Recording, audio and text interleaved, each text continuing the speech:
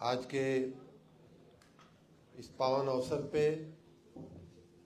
उपस्थित सफाई कर्मचारी संगठनों के उच्च पदाधिकारीगण,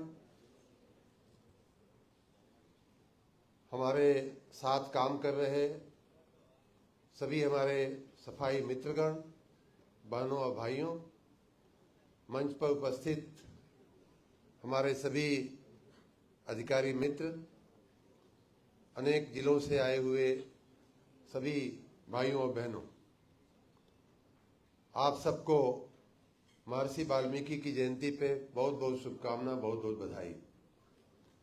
महर्षि वाल्मीकि हमारे समाज के लिए, हमारे देश के लिए, हमारी संस्कृति के लिए, हमारी विरासत के लिए, जो भी हमारी विरासत है उसके एक अभिन्न अंग है।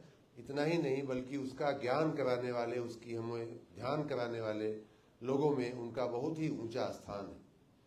आज के इस अवसर पे मैं महर्षि को कोटि कोटि नमन करता हूं और आप सबको एक बार फिर से बधाई देता हूं। आज का दिन बहुत ही पावन दिन है। एक और बात के लिए भी आप सबको मैं बधाई दूंगा, शुभकामना दूंगा। आज शरद पूर्णिमा है। शरद पूर्णिमा का दिन बहुत ही पवित्र और पावन दिन माना जाता है। आज की जो आने वाली रात है, वैसे तो बीच में कुछ चंद्र ग्रहण का मामला इस बार आ गया है, नहीं तो वैसे शरद पूनम की जो रात होती है, उसका जो चंद्रमा होता है, उसमें बड़े ऐसा बताते हैं कि उसकी किरणों में बड़े अच्छे अमृतमय औषधीय गुण होते हैं। और कई राज्यों में कई जगह यह भी परंपरा है कि रात में खीर रख करके और फिर सुबह में खाई जाती है। तो आज शरद पूनम के अवसर पे भी आप लोगों को, माताओं को विशेष रूप से मैं शुभकामना और बधाई देता हूं। एक और ताली आप लोगों को बजवानी है कि आपके ही बीच की एक अधिकारी, अपने बीच की एक अधिकारी ऋतु सुहास जी, उनके पतिदेव का नाम सुहास ही है, LY लिखते हैं वैसे तो, सुहास LY। उनको कल एशियन गेम्स में गोल्ड मेडल मिला है, खिलाड़ी है वो, और आपके इनके पतिदेव हैं। मैं आप उतरते ही पूछा कि आप यहाँ कैसे हैं, आपको तो घर होना चाहिए, उनको मिठाई खीर खिलाना चाहिए बना करके। तो कहीं नहीं, मैंने कर्तव्य को पहले, अपना जो है कर्तव्य को पूजा मान करके वो यहाँ देखिए आज इतने बड़े अवसर पे भी आज यहाँ हमारे बीच में काम कर रही है। और सुहास जी जो है बहुत ही बड़े खिलाड़ी हैं। एशियन गेम्स में तो मिला, मुझे जहाँ तक याद है पिछले ही साल ओलंपिक में भी उनको गोल्ड मेडल मिला था। तो इनके लिए भी एक बार फिर से तालियां हो जाए। मित्रों, जहाँ तक वाल्मीकि समाज का प्रश्न है, जैसा मैंने कहा कि ये हमारी परंपरा के वाहक रहे हैं महर्षि वाल्मीकि। उनके लिए जितना भी कुछ कहा जाए उतना कम है, क्योंकि उन्होंने हमारी सनातन संस्कृति की, सनातन विरासत की जो सेवा किया है, उतनी बड़ी सेवा किसी ने नहीं किया है। इस अवसर पे मैं जैसे ही मंत्री बना और जैसे ही ये अवसर आया, मेरे ध्यान में आया, वाल्मीकि जयंती आई, तो मैंने पिछली साल ही कहा, और इसी हाल में हम लोग इकट्ठे हुए थे, यही पदाधिकारीगण, माननीय सभी लोग यहाँ थे। उनकी उपस्थिति में, आप सबके जैसे ही सैकड़ों लोगों की उपस्थिति में हमने पहली बार नगर निकाय निदेशालय में वाल्मीकि जयंती मनाई थी। और फिर मैंने ये भी इच्छा जाहिर किया था कि अब ये सिलसिला चलते रहना चाहिए। हर साल इस पावन अवसर पे हम कम से कम एक साथ बैठें, सफाई मित्रों की बात सुने, सफाई मित्रों के जो संगठन है उनकी बातें हों।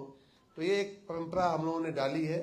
मैं आशा रखता हूं कि आने वाले वर्षों में भी हम इसी तरह से इस पावन अवसर को मनाते रहेंगे। जहां तक सफाई मित्रों के योगदान की बात है, मैंने बार बार ये बात कही है, आज भी ये बात कहने का मन हो रहा है कि आपके बिना समाज चल नहीं सकता।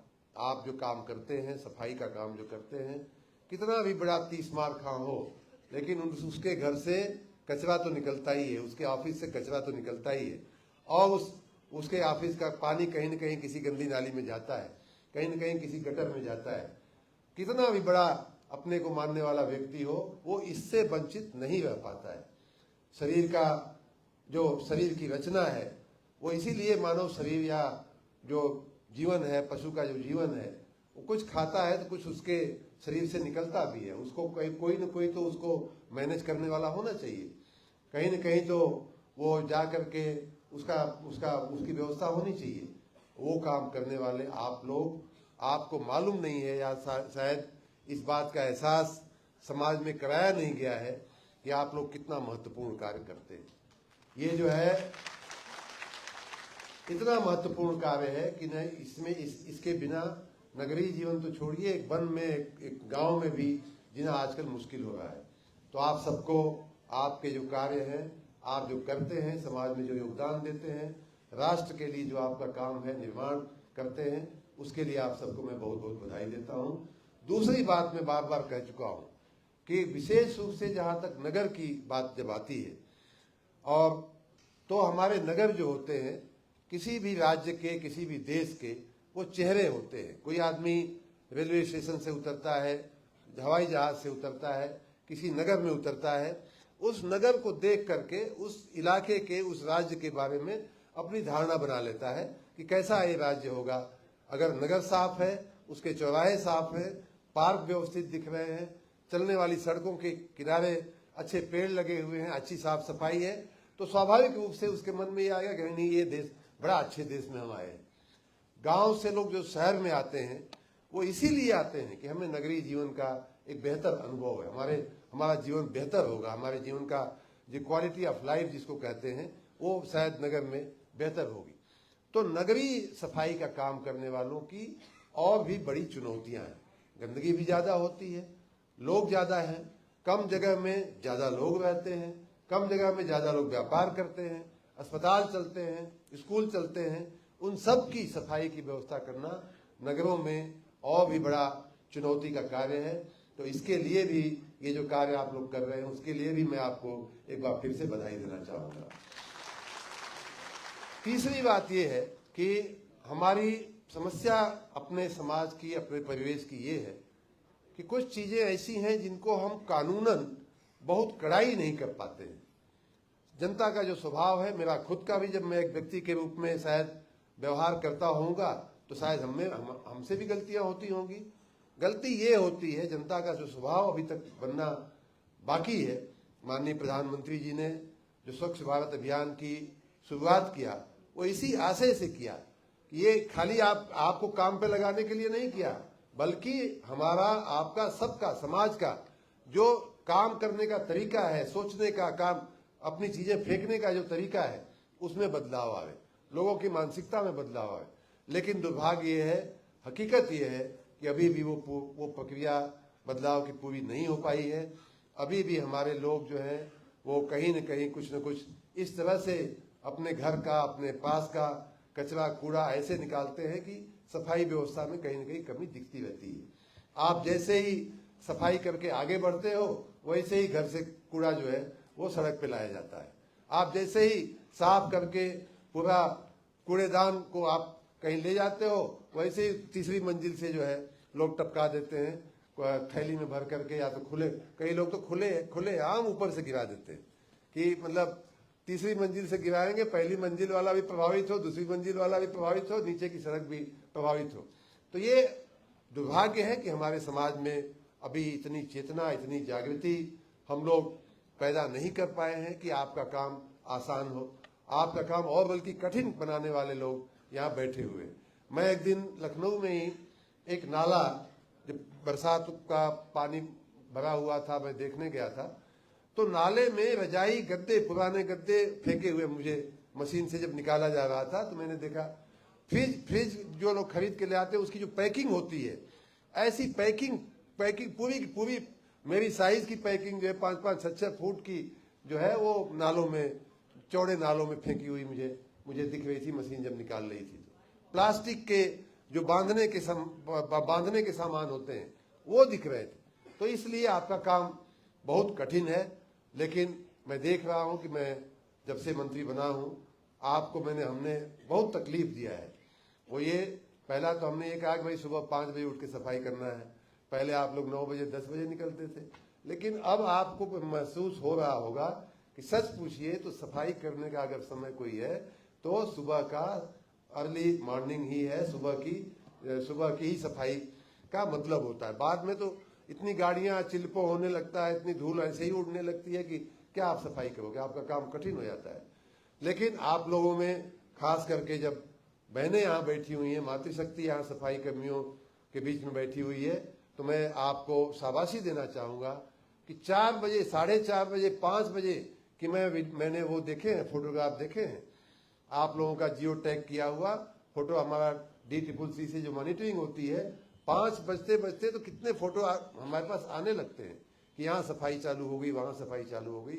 आप सब इसके लिए अभिनंदन के पात्र हैं। और ये सामान्य मौसम में नहीं, मैंने देखा है कि जब जाड़े का कोहरा पड़ रहा हो तब भी हमारी माताएं बहनें जो हैं वो सड़क पे झाड़ू लगाती हुई देखी जाती हैं। हमारे भाई लोग जो हैं सड़क पे झाड़ू लगाते देखे जा सकते हैं। बरसात होती रहती है तब भी हमारा ये काम जो है रुकता नहीं है। तो आप सबको मैं इस कार्य के लिए बहुत बधाई दूंगा। एक और बधाई आपको देना चाहूंगा कि देखिए, कई बार आप कितना बड़ा काम कर रहे हो, कितना महत्वपूर्ण काम कर रहे हो, कितना अच्छे से कर रहे हो, ये हमें आपको शायद अनुभव नहीं होता हो।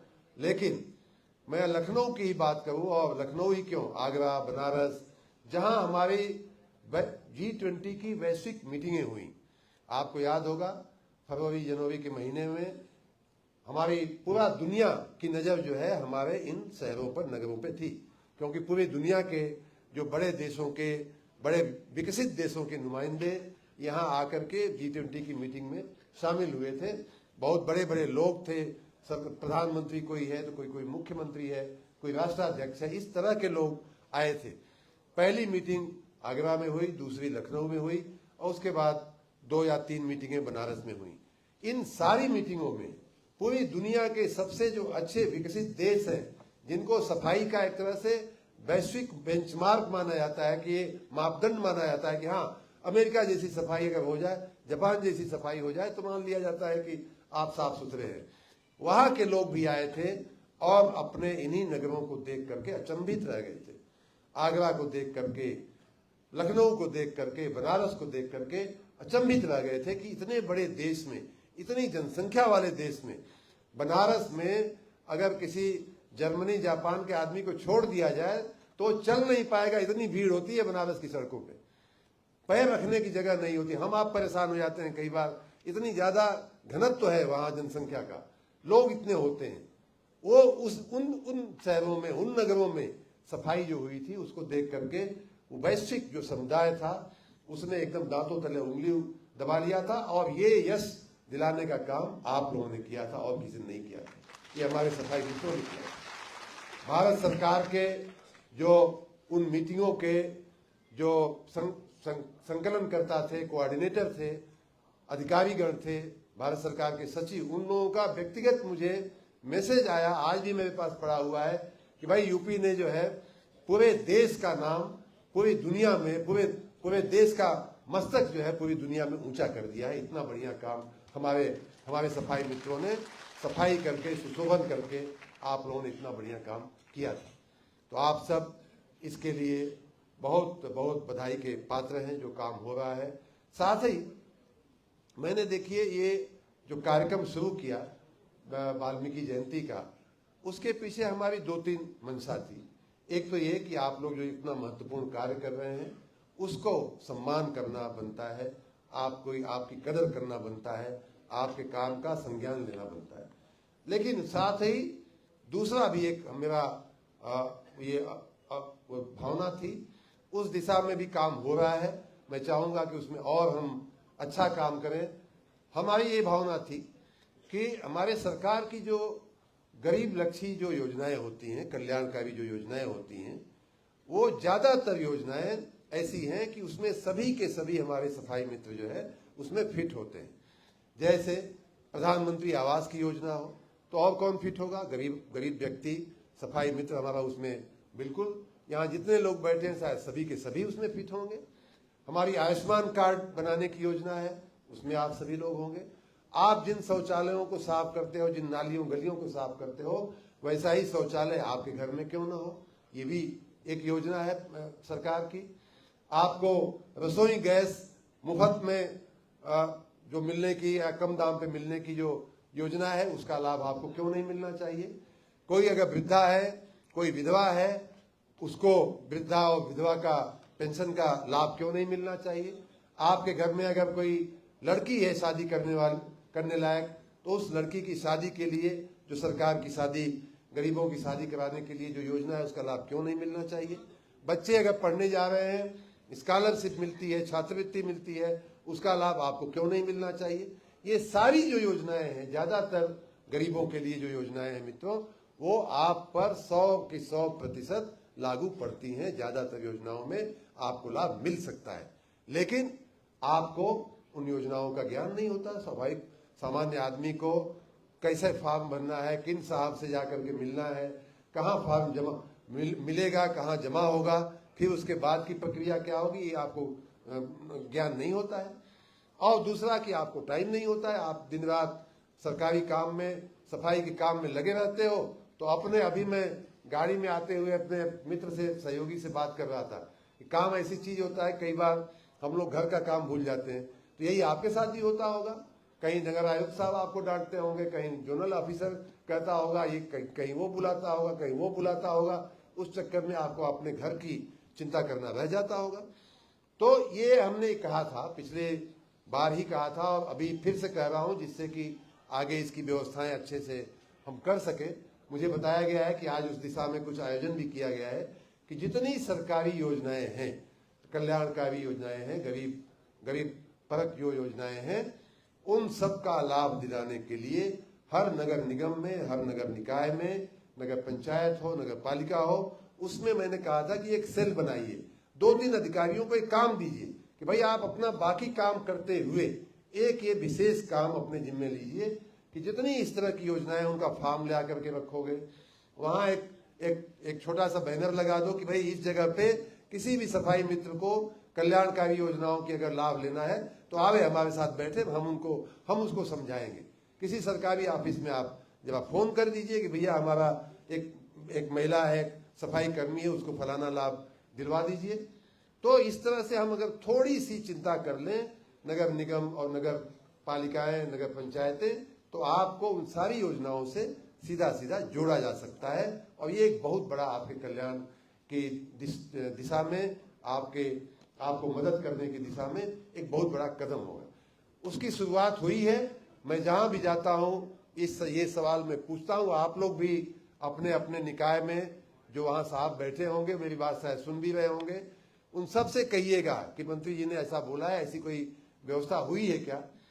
तो व्यवस्था करके, और ये बड़ा काम नहीं है, बस 2 आदमी को खाली सेंसिटाइज कर देना है उस नगर निकाय में, वो अपना काम करते रहेंगे। लोग सफाई मित्र आएंगे, उनके साथ बैठेंगे, उनको समझाएंगे कहाँ से क्या मिल सकता है। ये जो है, ये काम हमें निरंतर करते रहना है। और वो करते हुए आपको देखना कि आप पूरी तन्मयता के साथ, कर्तव्य परायणता के साथ आप अपना फर्ज निभाते हुए भी आपको सारी योजनाओं का लाभ मिलना शुरू हो जाएगा। क्योंकि आज बहुत बड़ा गैप, यही सबसे बड़ी समस्या है हमारे प्रशासन की, कि लाभ देने वाली सरकार एक जगह बैठी है, लाभ लेने वाला व्यक्ति दूसरी जगह बैठा है। दोनों के बीच की जो कड़ी होती है, उसमें कहीं न कहीं मिसिंग लिंक रह जाता है, हम नहीं पहुंचा पाते, वो हमारे पास नहीं पहुंच पाता। तो इस कमी को दूर अगर हम कर लेंगे तो एक बहुत बड़ी सेवा सफाई मित्रों की होगी। मैं चाहूंगा निदेशक जी से कि इस पर फिर से एक बार सभी को कहा जाए, सभी निकायों को कहा जाए, जहां व्यवस्था न हो उन सबको ये व्यवस्था करने के लिए सुनिश्चित किया जाए। मित्रों, वाल्मीकि समाज जो काम करता है, देखिए कई बार समाज में भ्रम पैदा करने वाले लोग या समाज को विभाजित करने वाले लोग हमारे आपके बीच बहुत सारे लोग रहते हैं। मैं यहाँ हमारे आयोग के, सफाई आयोग के अध्यक्ष अभी पूर्व भी हैं, पूर्व नहीं भी हैं, क्योंकि नया तो बना नहीं कोई अभी तो इसलिए मैं तो इनको अध्यक्ष ही कहता हूँ। और ये हमारे पास अक्सर आते जाते रहते हैं। हमारी बड़ी तन्मयता है सभी लोगों से। हम अपने को आपके बीच का मानते हैं, कोई हम बड़े हैं या आप छोटे हैं, ऐसा हम मानने वाले व्यक्ति नहीं हैं। इतना ही नहीं, हमारे जो हमारी पार्टी है उसके जो संस्कार हैं, भारतीय जनता पार्टी है उसके जो संस्कार हैं वो भी उसी प्रकार के हैं कि समाज में कोई बड़ा छोटा नहीं होता, न ही किसी का काम बड़ा छोटा होता है। जो काम हम जिस समय कर रहे हैं उस काम पे हम अगर ध्यान दें, काम को अगर पूजा माने, काम को अगर ईश्वर मान करके करते हैं तो कोई काम बड़ा और छोटा नहीं होता है। आपके संज्ञान में होगा, इसी भावना के तहत हमारे माननीय प्रधानमंत्री नरेंद्र मोदी जी ने कुंभ के मेले में वाल्मीकि समाज के लोगों के पैर धोए थे। कुंभ लोग जाते हैं गंगा में और जमुना सरस्वती के संगम में नहाने के लिए, स्वयं का वो धोने के लिए, लेकिन उन्होंने आपके समाज के लोगों के पैर धोए थे। इस प्रकार की हमारी मानसिकता है, इस प्रकार की हमारी भावना है। और इतना ही नहीं, मैं अगर उसके भी पहले चलूं तो आपने महात्मा गांधी जी को सुना होगा, समझा होगा। महात्मा गांधी का स्वच्छता के लिए जो आग्रह था, कई जगह वो उन्होंने कहा भी है कि भाई स्वच्छता जो है, मैं अगर आजादी और स्वच्छता दो में से अगर एक को चुनना है कि कौन पहले आनी चाहिए, तो मैं कहूंगा कि स्वच्छता पहले आनी चाहिए, कि हमारा देश, हमारा परिवेश, हमारा समाज, हमारे शहर, हमारे गांव, हमारे नगर जो है स्वच्छ दिखे। ये गांधी जी की मानसिकता थी। अंग्रेजी में ये भी कहा गया है कि स्वच्छता जो है, cleanliness is next only to godliness. भगवान के बाद अगर किसी चीज का स्थान है तो वो स्वच्छता है। और इसे करने वाले लोग, इसे कायम करने वाले लोग, इसे प्रस्तुत करने वाले लोग, स्वच्छ वातावरण प्रस्तुत करने वाले लोग जो है, वो समाज में उनका स्थान बहुत बड़ा होता है। हमारे समाज को बहुत बाद में ये जातियों में और इसमें और उसमें विभाजित करके काफी कुछ सत्यानाश लोगों ने किया है। नहीं तो महर्षि वाल्मीकि समाज, आपको लगता होगा कितना बड़ा सम्मान हमारा है। और एक महर्षि हैं, रामायण लिखे, इतना नहीं, रामायण में रामचरितमानस में जो उनके बाद लिखी गई है उसमें तो यहां तक कह दिया गया है, उल्टा नाम जपत जग जाना, वाल्मीकि भय ब्रह्म समाना। भगवान महर्षि वाल्मीकि को साक्षात ब्रह्म, साक्षात भगवान मान करके हम लोग उनकी पूजा करते हैं। तो इस तरह का स्थान हमारे समाज में वाल्मीकि समाज को दिया गया है। और देखिए, जो गंदगी साफ करने का जो काम है उसका भी मैं एक दृष्टांत आपको बताऊं। हमारे एक गुरु जी थे, वो बड़े भावुक होकर के उनके आंख में आंसू निकलने लगते थे जब ये बात जब वो बताते हैं। तो कहते हैं कि ईश्वर की व्याख्या करते हुए वो कहते थे कि ईश्वर कितना कृपालु है, ईश्वर कितना दयालु है कि एक राक्षस था जिसने पूरी सृष्टि को, पूरे धरती को मैले से ढकने का प्रयास किया कि मैला से ढक देंगे और सब खत्म हो जाएगा, पूरी सृष्टि का प्रलय हो जाएगा। तो भगवान विष्णु का जो शुक्रावतार है, जो सूअर के रूप में उन्होंने अवतार लिया है, वो क्यों लिया है आपको मालूम है? वो उस पूरे मैले को खाने के लिए भगवान विष्णु ने, जो हमारे जगदीश्वर हैं, जिनकी हम पूजा करते हैं, जिन जो पुण्य के परिभाषा है, पुण्य की परिभाषा है, उन्होंने शुक्रावतार लेकर के, सूअर का रूप लेकर के पूरा मैले से पूरी सृष्टि को, पूरी पृथ्वी को खा करके बचाया था, मैले को खा करके बचाया था। तो ये इतना महत्वपूर्ण काम है भाइयों बहनों, इसलिए मैं आपको इस काम को करने के लिए एक बार फिर से शाबाशी देता हूं, फिर से बधाई देता हूं। अब जो चुनौतियां हैं हमारे पास, देखिए, अब एक काम आप लोग और करिए। रोज सफाई करना, पीछे से गंदगी आ जाना, ये तो हमारे जीवन का भाग है। अब क्या करें, आपको भी सुनना पड़ता है, हमको भी सुनना पड़ता है। यहाँ जो पत्रकार लोग बैठे हैं, ये नहीं दिखाएंगे कि 4 बजे सफाई करने के लिए महिला सफाई कर्मी आई, 5 बजे जो है पुरुष आया। अगर आप साफ करके गए और किसी ने छोड़ दिया गंदा, वो गंदगी का फोटो जरूर जो है छप जाता है। तो ये है, अब हमें आपको इसके साथ जीना है, कोई उसमें मलाल नहीं है। लेकिन मैं आपको एक और, अब अगले पायदान पे अपनी पूरी व्यवस्था को हम अगले पायदान पे कैसे ले जाएं, ये बात मैं आज विशेष आप लोगों से और अपने सभी मित्रों से भी कहना चाहता हूं। देखिए, मानवीय प्रयास, मानवीय पुरुषार्थ अच्छा है, आवश्यक है, और सबसे पहली कड़ी है। लेकिन उसके बाद व्यवस्था बनाना पड़ता है। हम जिस जगह पे सफाई करते हैं, जिस गली पे, जिस दुकान पे, जिस बाजार में सफाई करते हैं, मैं तो जहां भी जाता हूं बाजार में, अभी मैं आगरा गया था, 1-2 अक्टूबर को मैं उधर था, तो मैं सब्जी बेचने वाले, समोसा बेचने वालों के किनारे से बाजार में, मैंने कहा मुझे बाजार देखनी है, मैं गया, सबको मैंने टोका कि भाई आप एक डस्टबिन क्यों नहीं रखते हो? आप समोसा खिलाते हो, समोसा तो पेट में जाता है, लेकिन जो पत्तल और दोना होता है वो कहाँ जाता है? वो सड़क पे जाता है। तो आप अपने बगल में एक डस्टबिन रखो। सब्जी वाले को कहो कि भाई तुम्हारा जो ये निकलता है सब्जी में से, जो गोभी की गांठ निकलती है और टमाटर में से पत्ती पत्ता निकलता होगा, तो वो कहाँ जाएगा? तो अब डस्टबिन।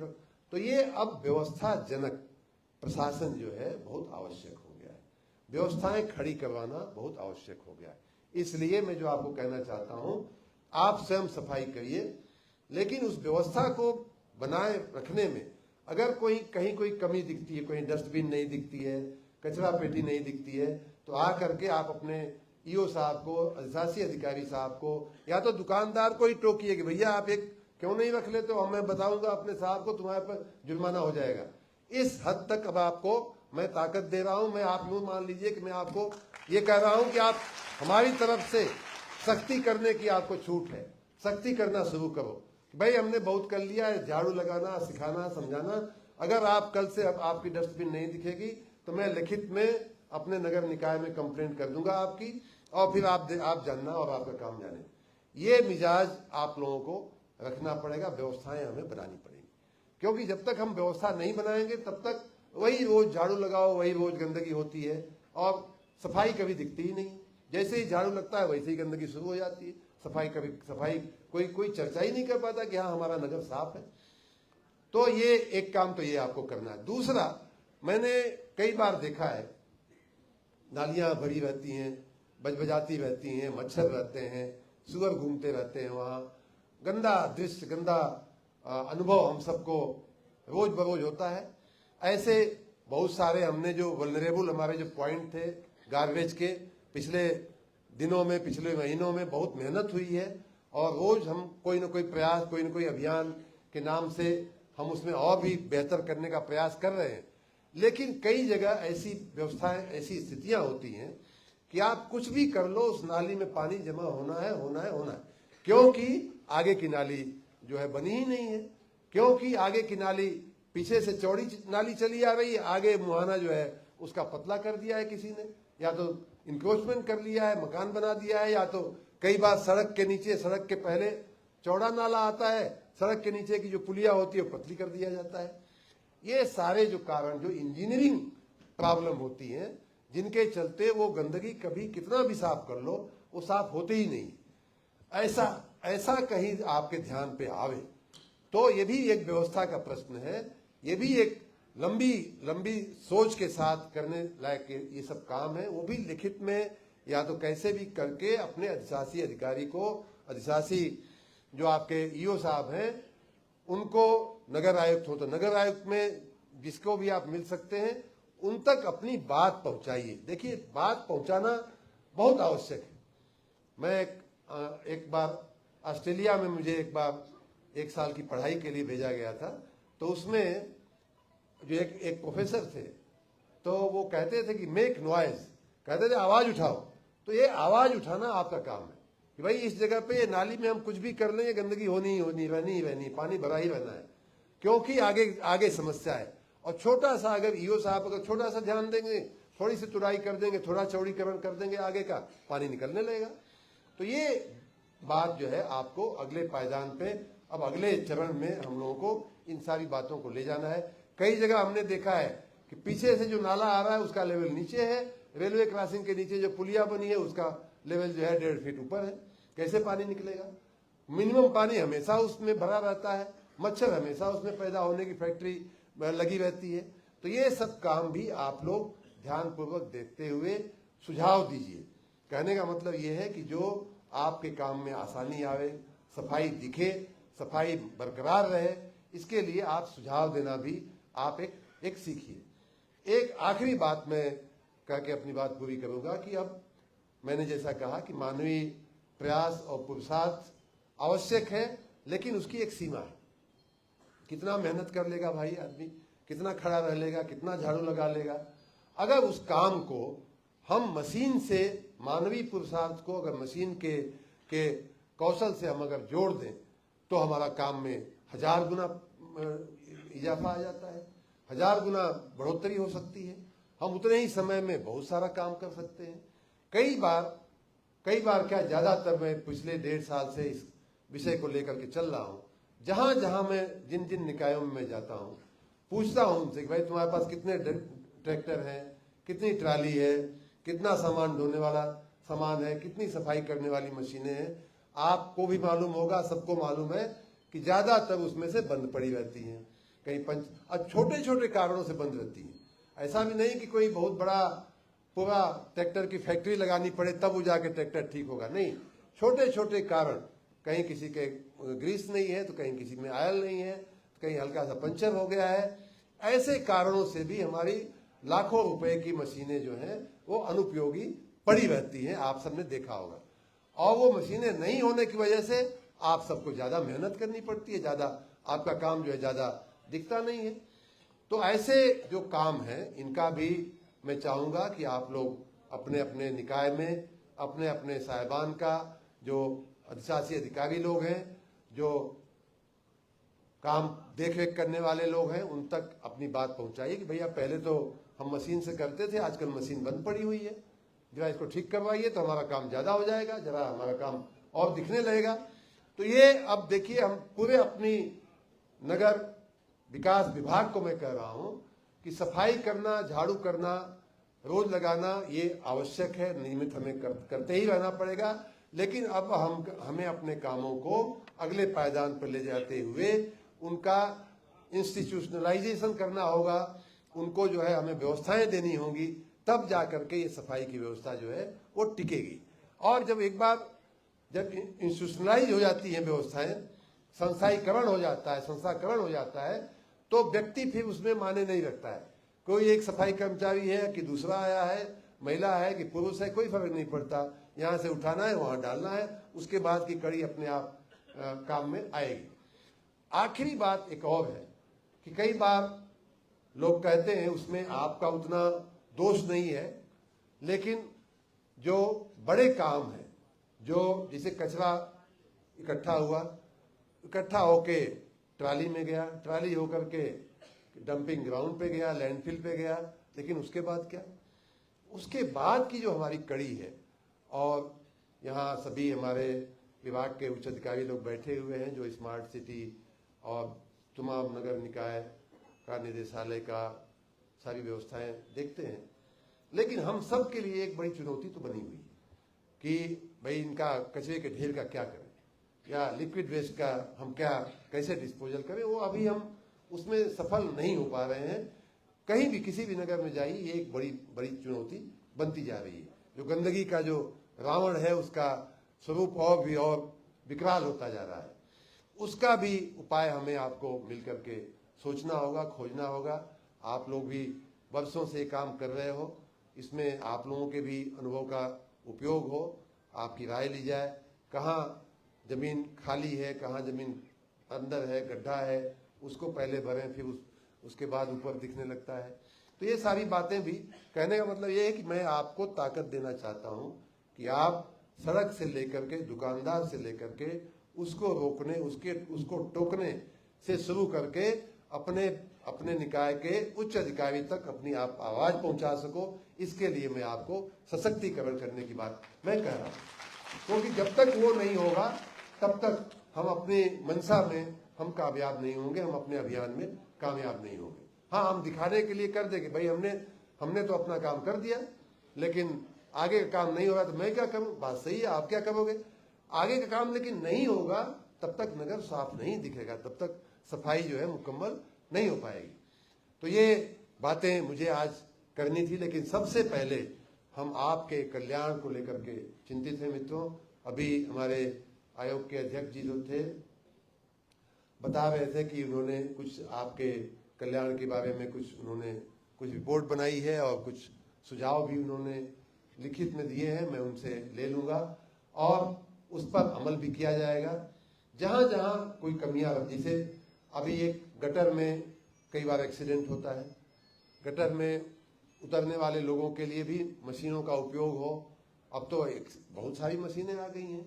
आपकी जो सेफ्टी किट दी जा रही है, देखिए आप भी एक लापरवाही मत करना कि ये सब जो आप अभी तो लगा करके बैठे हो, लेकिन जब सफाई करने जाते हो तो नहीं लगाते हो। तो ये जो है, ये सब आपको भी ध्यान रखना पड़ेगा। अभी मैं खुद एक गलती कर गया। मैं 1 तारीख को बड़ा सफाई अभियान था, माननीय प्रधानमंत्री जी ने आह्वान किया था। मैं खुद खाली हाथ जो है कचरा उठाने लगा। किसी हमारे सफाई कर्मचारी नहीं टोका कि साहब आप हाथ में ग्लव्स लगा लीजिए। तो ये सब चीजें ध्यान रखने की चीजें हैं। आप लोग स्वयं की भी थोड़ी चिंता किया करो। और मैं नगर निकायों के हमारे निदेशक साहब यहाँ बैठे हैं, उनको मैं बार बार ये बात कहता हूँ कि जहाँ तक सेफ्टी की बात है उसमें कहीं कोई कोताही नहीं होनी चाहिए, कहीं कोई कमी नहीं रह जानी चाहिए। आप सबको आज के इस पावन अवसर पे मैं एक बार फिर से बहुत बहुत बधाई और बहुत बहुत शुभकामना देता हूँ। और मैं आशा रखता हूँ, देखिए मैं इसी मंच से मैं कई बार ये बात कर चुका हूँ कि लोग अन्य राज्यों के अन्य नगरों का कई बार नाम लेते हैं, फलाना नगर बड़ा चैंपियन है सफाई में। तो मैंने कहा कि भाई उसको देखने हम जाएं कि वो लोग देखने हमको आए? तो क्या आप हमें करना है, हमको देखने के लिए पूरे देश के लोग उत्तर प्रदेश में आवे और आपकी सफाई व्यवस्था की मिसाल दिया जाए, आपके काम की मिसाल दिया जाए। और ये शुरू हो गया है सिलसिला। मैंने एक G20 का उदाहरण दिया। एक बार हमारे पास कनाडा के, अभी 4-5 महीने पहले की बात है, कनाडा के एम्बेसडर, अब ये सब देश तो बड़े, जैसा मैंने कहा, बड़े विकसित, बड़े स्वच्छ, स्वच्छता के मापदंड माने जाने वाले ये सब देश हैं। वहां के एम्बेसडर आए, लखनऊ आए थे, हमको मिलने घर पे आए। और आते ही उन्होंने पहले ही बात यही कहा कि मंत्री जी आपका लखनऊ तो बड़ा साफ नगर, कितना साफ सुथरा शहर दिख रहा है।